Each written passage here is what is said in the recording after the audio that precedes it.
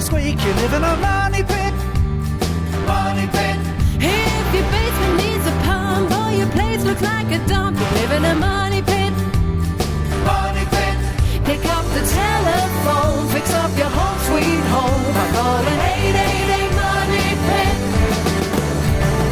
The Money Pit is presented by Jaws, Greenworks, Home Advisor, and Hertz. Now, here are Tom and Leslie. Coast to coast and floorboards to shingles, this is the Money Pit Home Improvement Show. I'm Tom Kreitler. And I'm Leslie Segretti. And what are you working on this weekend? If it's your house, you are in the right place because, hey, that's what we're doing, and that's what we will help you do as well. If you've got a question about a project on your to-do list, if you've got a decorating chore, if you've got a repair, if you're thinking about hiring a pro to build something big and special around your house, whatever's on your mind when it comes to taking care of that place that we call home is why we exist. We're here to help you get those jobs done. So pick up the phone and give us a call and help yourself first at 888-MONEY-PIT, 888-666-3974. Coming up on today's show, if you're thinking of selling your house, you might know that home staging is an important part of making sure your house gets sold, and for the best possible price, I might add. But staging is not always simple, especially if you are doing it while you're still living there. We're going to have a simple solution, though, that can help you set that house up for success just ahead. And also ahead, have you ever thought about the dozens of products that you use just to keep your house clean? I mean, the impact on your health and the waste of throwing away all those empty bottles and the cans. We're going to have some tips on an innovative solution that's non-toxic and versatile for use on a wide variety of hard surfaces in just a bit. And winter is a time that's difficult on trees. If you've ever had to cut one up that's fallen down during one of those chilly days, you'll appreciate this new tool. We're going to share tips on a battery-powered chainsaw. Yes, I said a chainsaw that is battery-powered that can make quick work of a project like that without the need for gas or oil or pull cords that could pull your shoulders out. We'll have that update just ahead. And is your kitchen ready for the holiday cooking season? Well, if you're missing a kitchen fire extinguisher, maybe not. That's right. We've got a home safety kit, though, from First Alert that can hook you up. It includes a kitchen fire extinguisher and a bunch more. It's going to go out to one caller drawn at random. So pick up the phone, give us a call right now. That number is 1-888-MONEY-PIT, 888-666-3974. All right, now I've got Ralph on the line. Ralph, what's going on at your money pit? I have several cracks appearing at the corners of doorways. They're diagonal from the doorway up towards the ceiling. There's even one in an archway. It's a squared archway that could have had a door in it but didn't. And I'm wondering, A, what's probably causing that? The house is about 32 years old. It's drywall. And could it be fixed with just fiberglass tape and spackle?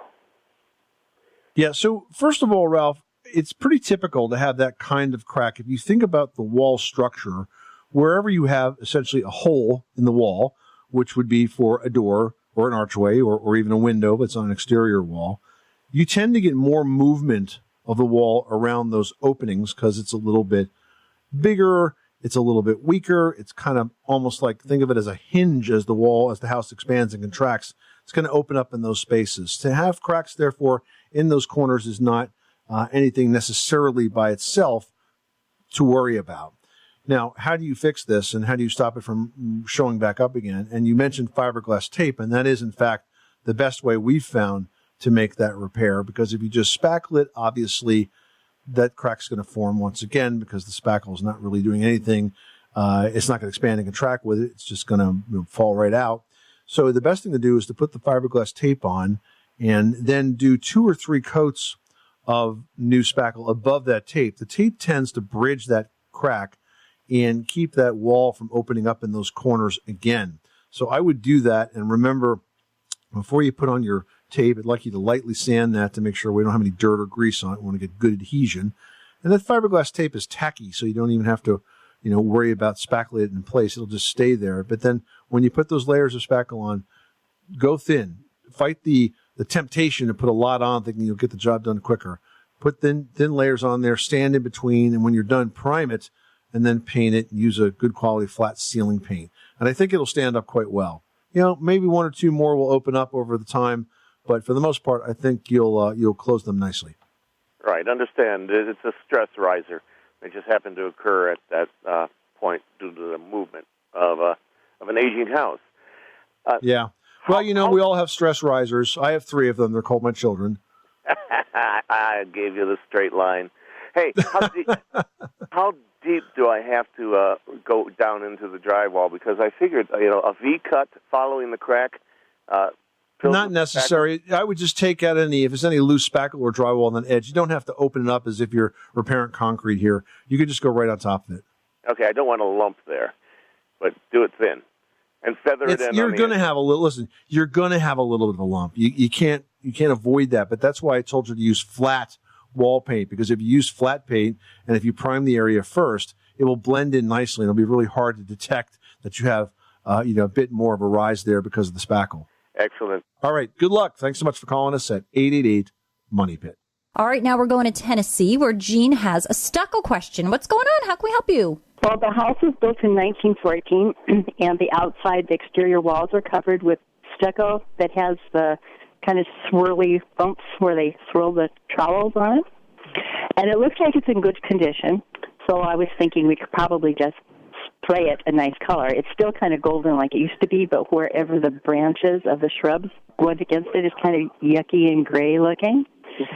But I know that when we painted our patio slab, we had to do some treatment to it before we could paint it. Does stucco need some preconditioning besides just hosing it off with soap and water? Well, the first thing you need to do is to make sure that there's no algae attached to it. And so I would probably do a very light pressure washing and cleaning of the outside of the house and let it dry for a good couple of days in warm weather. And then I would prime it with an oil-based primer, and then I would use a good quality exterior top coat paint over that. You can't cut any corners here. You can't take any shortcuts, but if you do it once and you do it right, it's going to last you a long time because that siding is not organic. You may find very well that paint can last you 10 to 12 years as opposed to maybe 5 to 8 if it was wood. All right. Well, thank you. All right. Now we're going to remote Alaska, where Lonnie has an igloo question. I don't think we've ever talked about an igloo. Okay. Well, we have the opportunity to purchase a monolithic dome, which is it looks like an igloo. Oh, okay. And when we were touring it, it's only a 20-foot in diameter. But they did have a dehumidifier inside, and on the outside, it had just been painted with a like a vinyl paint, a thicker paint, and there was bubbles on the outside. And I took a knife and poked it, and water drained out.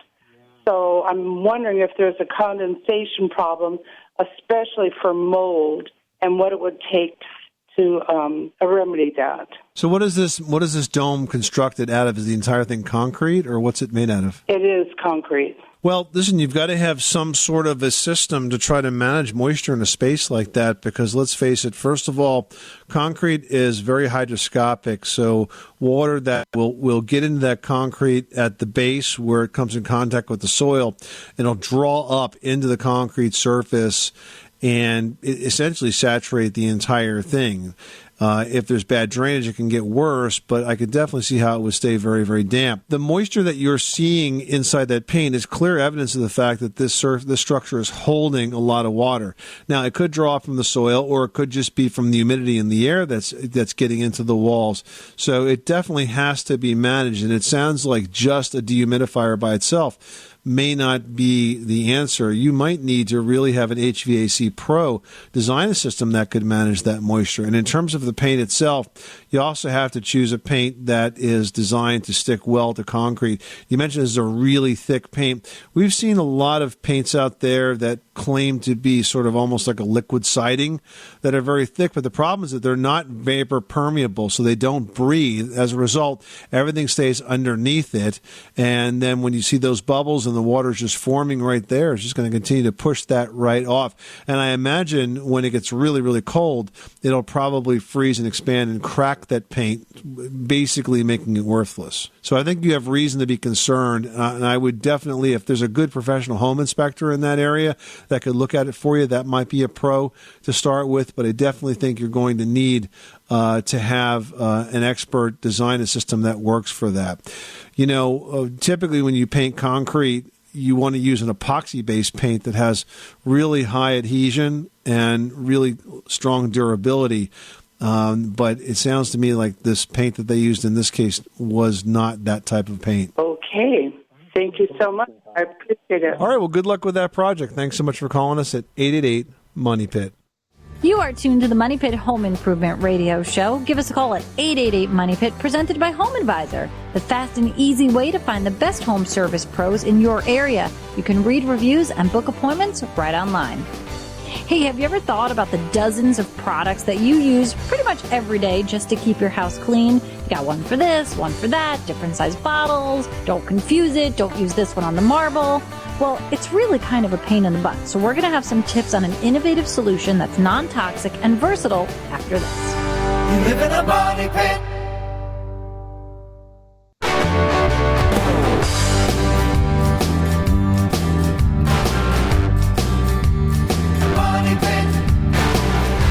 The Money Pit is presented by HomeAdvisor.com. You'll never have to worry about overpaying for a job. Just use their True Cost Guide to see what others paid for similar projects. Then get matched to top-rated pros, read reviews, get quotes, and book appointments. All for free at HomeAdvisor.com. Making good homes better. Welcome back to the Money Pit Home Improvement Show. I'm Tom Kreitler. And I'm Leslie Segretti. Give us a call at 888-MONEY-PIT, presented by Home Advisor. Find top-rated home service pros and book appointments online, all for free. And did you know that cooking fires are the primary cause of home fires and home fire-related injuries? Well, we have a solution that can make your home much safer. It's from our friends at First Alert. It's their home safety kit, and it includes a kitchen fire extinguisher that's easy to use and designed just to fight those flammable liquids and electrical fires in the kitchen. It's also small enough to fit in a cabinet or mount on the wall right next to that cabinet so it doesn't kind of mess up the kitchen decor. It's a really well-made unit, and this home safety kit is going to include a smoke detector, a carbon monoxide detector, and a combo detector, all with 10-year batteries. It's worth $145, and it's going to go out to one lucky caller. Make that you. Pick up the phone. Give us a call right now with your home improvement question at 1-888-MONEY-PIT. Alan in Ohio is on the line with a flooring question. What can we help you with? Working on my upstairs floor, and it had carpet up there before, and the intention of the project was to take the carpet away and put in hardwood floors. And so when I took the carpet up, I found asbestos tile underneath, the 8x8 inch squared asbestos tile. Green, brown, and black. Pretty much just brown and black. And so that's part one of my question. I've heard or read online that, if it's not damaged, it's okay to leave it in the home. Just cover it back up, and I wanted to get some advice on that first. Yeah, I think the less you disturb it, the better. So if it's not causing any issues, you can leave it in place and put new carpet on top of it. But where exactly was this carpet again? It's on the second floor of the home. Okay. Yeah, just leave it in place and put new carpet down on top of it. My original plan was to put hardwood floors up there. Okay. I think that's probably okay as well. If you take a look at the prefabricated hardwood floors today, they actually don't even need to be nailed together. They lock together, especially the engineered hardwood. And that means you'll have less disturbance of that floor. Okay. I have actually bought the plank flooring, which has to be nailed down.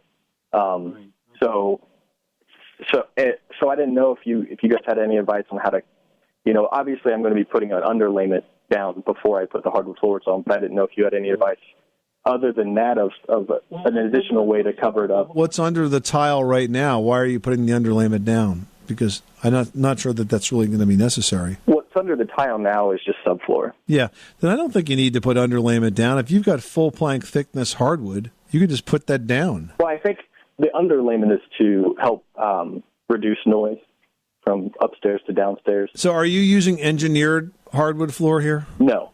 So you've got an underlayment that has to go under nailed down floor. I'm not really familiar with that. And I don't think it's going to contribute in any way to soundproofing, by the way. Okay, well, that helps with that part of the question. The other part of the question is the floor is, it's not flat. Over a 10-inch or 2-foot run, it drops about an inch in some places.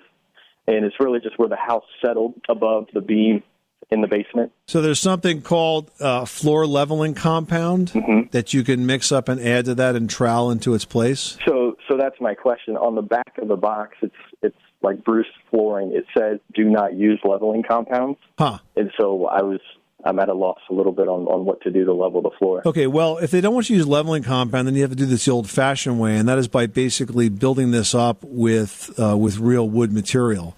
Now, what you could do is you could use a combination of shims or very thin plywood and try to build this up as flat as possible and then install the flooring on top of that. Just be careful that you don't create a situation where the floor sort of tries to bend or turn on this uneven section. So, for example, you would never want the floors to go sort of parallel with the drop-off because then the board's going to sort of bend downward and open up and cause a gap. That's what my concern was, too. So, okay, looks like going the old-fashioned way. All right, good luck with that project. Thanks so much for calling us at 888-MONEY-PIT. Well, for the most part, keeping your house clean requires the hassle and the expense of buying a lot of cleaning products. Plus, it creates a lot of waste when you ultimately have to toss away all those empty bottles and cans. We have a much greener solution to tell you about now, and it's called JAWS, which stands for the Just Add Water System. Now, it's an innovative concept in household cleaners that features a refill pod of ultra-concentrated cleaning solutions for use with the JAWS refillable, reusable bottles and sprayers. Yeah, they're really sturdy bottles, and all you do is fill up the JAWS bottle with tap water, and you insert this refill pod into the neck, and you twist the sprayer on. What that does is it releases the concentrate, and instantly you have like a full-size bottle of cleaning fluid. There's no measuring, there's no pouring, there's no spilling, and when the cleaners are used up, you just put in a new pod, and you add the water, and you're back in action. Now, JAWS cleaners are non-toxic, they're streak-free, and versatile for use on a wide variety of hard surfaces. And the best way to get started is to pick up the JAWS Home Cleaning Kit. Now, that kit contains 4 non-toxic, high-performance, non-streak formulas for use on most hard surfaces in your house. You've got a glass cleaner, daily shower cleaner, kitchen cleaner degreaser, and a hardwood floor cleaner. Plus, if you order today at jawscleans.com, Money Pit listeners can save 25% on every order. Just use promo code MONEYPIT at checkout. Check out the JAWS Just Add Water System. It's a home cleaning kit available at jawscleans.com. Rethink the way you clean with JAWS. The Just Add Water System at jawscleans.com. And don't forget, use promo code MONEYPIT at checkout to save a whopping 25%. Glenn, you've got the Money Pit. How can we help you today? Hi.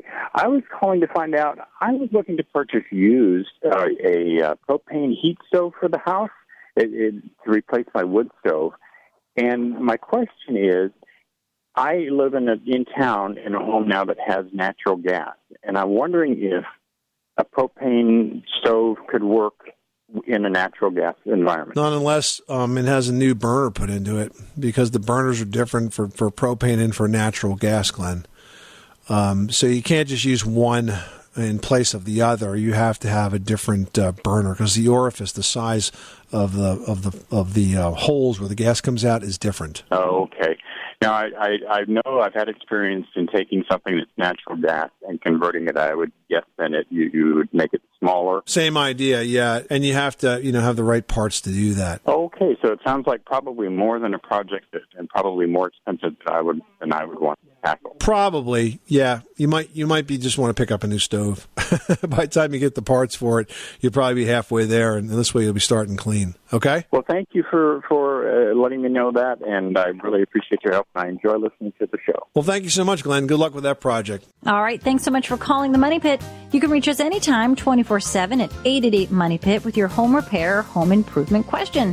Maybe you've got a question about moving. Well, you better get a truck to empty out all that extra stuff you've got lying around so your house doesn't look crowded to those potential buyers. We're going to have some home staging tips to help you get started in today's Better Get a Truck tip presented by Hertz next. 888-MONEY-PIT.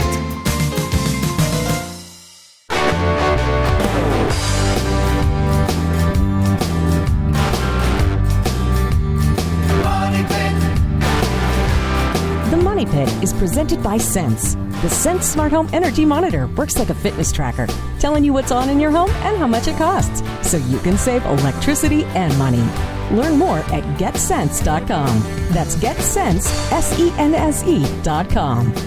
This is the Money Pit Home Improvement Show. I'm Tom Kreitler. And I'm Leslie Segretti. We're here to help you take on your home improvement projects and get them done once. Get them done right so you don't have to do them again. The number is 1-888-MONEY-PIT. Give us a call right now with your home improvement question. Now we've got Deanne on the line who needs some help with the windows at her money pit. What's going on? I have old steel-framed metal commercial windows in my house, and the outside walls are double brick. There's no wood in the outside walls, so these are screwed right into the brick. And we took out one and replaced it, and we had a very hard time doing that. And I don't know if we should replace them or just try to repair them. Well, I mean, if you repair them, they're probably, I can't imagine they're very energy efficient. So repairing them and making them operational, could restore some of the function, but I don't think they'll be energy efficient. Replacing them is a better option, but of course, as you cited, because they're built into the wall, it's a difficult installation because you got to get the old ones out. So, is this a project you want to do yourself, or you think maybe you want to have a pro help you? I used to have a builder's license, but I physically can't do that anymore. So I'd probably hire someone. Yeah, I think you might want to think about doing that because taking out those old metal windows that are screwed into the bricks is an awful lot of work. And also, if you're going to put replacement windows in, they've got to be measured just right and they've got to be installed just right so that they don't leak. And I don't think you want that responsibility. You ought to have a pro measure them and install them. I think that's where you'll be assured they'll come out just right. Thanks so much for calling us at 888-MONEY-PIT. Well, if your home feels small and you're planning to move, but you've got to sell that old house first, staging your home before those potential buyers show up can actually help you create a positive first impression. But this almost always involves getting rid of a lot of what made your home crowded in the first place. We're going to have tips that can help in today's Better Get a Truck tip presented by Hertz. Now, first, understand this. Most home buyers are leaving a space that's become too small for them. So if your home is cluttered, if you got too much furniture, or if you got knickknacks spilling out of every nook and cranny, it's not going to be very appealing to potential home buyers who are coming from an equally crowded space. Yeah, that's true. Now, another common mistake that sellers make is expecting that potential home buyers are going to share that sense of decor and style that they have, and that's probably not going to happen. So if you happen to love huge antique armoires from the 1920s or anything else that's not neutral, get rid of it so that those potential buyers can imagine their own stuff in your space. Because get this, guys, people have a hard time imagining stuff. They really do. Next, you want to keep in mind that potential buyers are nosy by nature. And I know it's kind of annoying, but look, they're checking out every nook and cranny. So they're going to open up every cupboard. They're going to inspect every closet when they tour your home. So be ready for it. You want to make sure your staging efforts include emptying out those spaces. You want to make them look spacious and inviting to new buyers. Now, they don't have to be totally empty. About 50%, though, would be the rule of thumb. Don't put more than 50% of the stuff in the closet or in the cupboard. So when they open it up, they go, oh, yeah, there's plenty of room here. Look at all the stuff they got. And there's still more room to go. Oh, my God. Look at all the more stuff I can put in here. I'm like literally just thinking about what my house looks like at home right now. I'm like, I can't ever move. We are jam-packed. Another thing is that for much of the same reasons, you're going to want to limit wall decorations to fewer and larger pieces of artwork and include a few strategically placed mirrors that are going to expand that space and reflect its best assets. Now, once you've cleared out the space, it's okay to accessorize with what's left, but limit this to uncluttered grouping of no more than 2 or 3 items. I always go in odd numbers. I don't know why. I just feel like it's a decorating thing. But you gotta make sure that you let people see the space. Don't overcrowd it. Now, you might be wondering, what are you going to do with all the stuff that we've told you to get rid of? Well, what I think you should do is rent a truck or van from Hertz and move it into a short-term storage space. Think about it. We are big advocates of using rented storage space to help declutter a home that you want to sell. It's a small additional expense, but if you think about it compared to the increased sales price that you're more likely to get for a home that looks open and welcoming to new buyers, it is totally worth it. Plus, think about it this way, too. You're going to be like half moved out by the time you sell your house. It'll be so much easier to get the final few pieces out and away and set up in the new place. That is true. However, downside, you might end up liking all that newfound space in your home and stay put. Yeah, exactly. Well, that's today's Better Get a Truck tip presented by Hertz. For any home project, store pickup, or move that needs more than your car can handle, remember HDTV. Hertz does trucks and vans. Book now at Hertz.com. Greg in Texas is looking to do some construction. How can we help you? Moved in with my parents who are elderly and kind of needing some help. Okay. And so they had a 3-bedroom, 1-bath house. And so it's just a little bit kind of crowded. And what I was trying to figure out is would it be better to add a room on to the back of the house and, go ahead and that would involve more construction and like adding a bathroom, which would mean having to redo the septic system, the septic system there. Okay. Or it'd be a lot more cost effective, I think, to put in like a 12 by 16 storage unit in the back, but then like insulate it and put an air conditioner where if I wanted to spend some time out there, I could, but not necessarily put a bathroom in. So are you talking about building this storage unit? You mean like building like a shed, kind of like a man cave? Right, yeah. When it comes time to sell, though, what would be the better deal to do, you think? Yeah, I would tell you straight off, you're better off expanding the house. Now, because that's where your value is. You're not going to get as much value from a standalone building like that. Plus, you may run up against some zoning issues. You're talking about, it's like building a second house on the property, even if it's really small. It doesn't matter if it's, a small space for storage. It's still like having a second building on the property. So I think you'd probably be better off improving the house itself. What you might want to do is speak to a realtor or to a local real estate agent and determine what, the value of your home will be compared against in your community.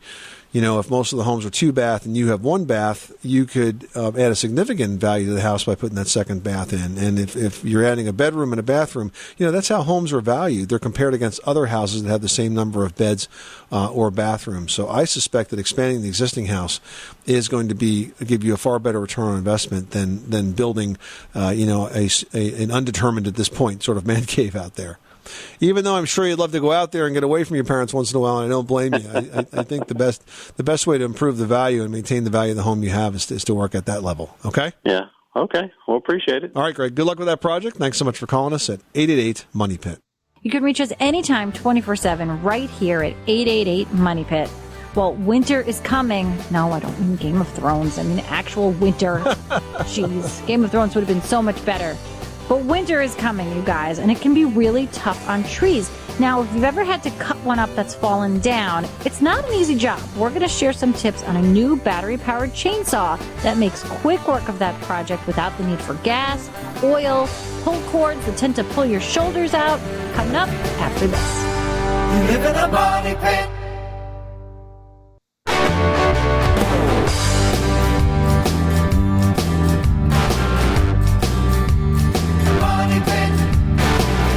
Money Pit is presented by HomeAdvisor.com. Whether it's minor repairs or major remodels, leave it to HomeAdvisor to do the work. Check out HomeAdvisor.com. Where home solutions live, this is the Money Pit Home Improvement Show. I'm Tom Kreitler. And I'm Leslie Segretti. Give us a call right here at 888-MONEY-PIT, presented by Home Advisor. You can find out what it costs to do your home project before you hire a pro and instantly book one of Home Advisor's top-rated pros for free. And hey, are you getting your kitchen all set up for all the cooking that's going to happen around the holiday season? Well, if you're missing a fire extinguisher, that could be a problem. And I'm not saying that you're a lousy cook. What I am saying is that kitchens need special kinds of fire extinguishers to make sure they can put out grease fires and electrical fires. And First Alert has one. We're giving one away as part of the First Alert Home Safety Kit.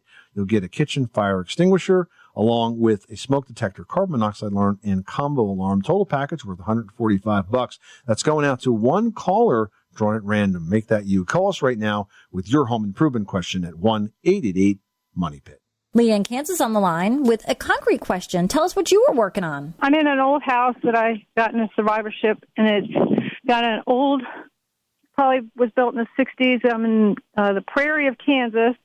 It has an entryway concrete porch that just keeps cracking and cracking due to earthquakes. We had a pretty good one a week or so ago, and now it's really unlevel. Some of the cracks are small enough that I can fill and aren't unlevel, and I was just wondering, because I don't live near a Lowe's or a Home Depot or anything like that. Things like an hour and a half drive away. There's a local hardware store about 10 miles. Can you fill small cracks with quickcrete, or do you need concrete or Saccharine. I don't know what the differences are. Okay, so first of all, the type of repair material you use is different than the type of material you would use if you were, say, pouring a new concrete slab. And you mentioned Quikrete. That's a great brand, and they have a wide variety of repair products. You have the option to repair the cracks. You could also resurface that concrete. There's a product for that. And in all cases, the difference between that type of a product, a repair product, and the original sort of concrete product is that the repair products are designed to adhere to the original concrete base. You know, if anything is loose, of course, you have to pop that out and restore it. But short of that, there are plenty of concrete repair products that are out there. And, you know, you're going to obviously have to get yourself to a hardware store or lumberyard to find it. You can do some research online at their website, but you want to make sure you choose a repair product because it is designed specifically to adhere to those surfaces. Okay. Thank you so much. All right. Well, winter is right around the corner, and we know that that time of year is really tough on trees. Now, if you've ever had to cut one up that's fallen down, you know it's a hard job. So we've got some tips on a new battery-powered chainsaw from Greenworks Pro that makes quick work of that project without the need for gas, oil, or pull cords that can actually pull your shoulders out. It's the 18-inch 60-volt lithium-ion 18-inch brushless cordless electric chainsaw. Yeah, those Greenworks Pro products are awesome. This 60-volt cordless chainsaw has a lot of power. It can actually make 180 cuts on a fully charged battery. And the reason it can do that is not only the battery, but also that it has a very high efficiency brushless motor that is essentially engineered to give you more power, more torque, and very quiet operation, which is a big difference when you compare it to the gas-powered chainsaws, which are just so freaking loud.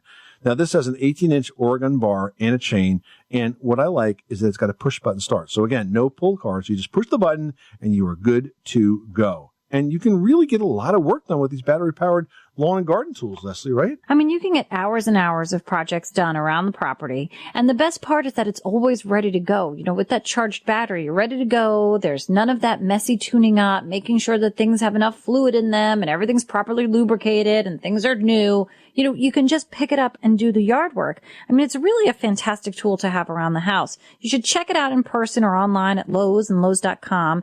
It's a tool that's about $329. So maybe for your Christmas list, come on, guys. We've got the holidays around the corner, and it's definitely something that you can add and use quite often in your tool shed. Hey, if you've got questions, we've got answers. Give us a call right now at 1-888-MONEY-PIT.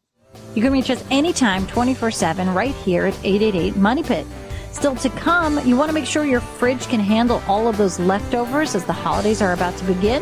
We're going to have the step-by-step tips next. You live in a money pit.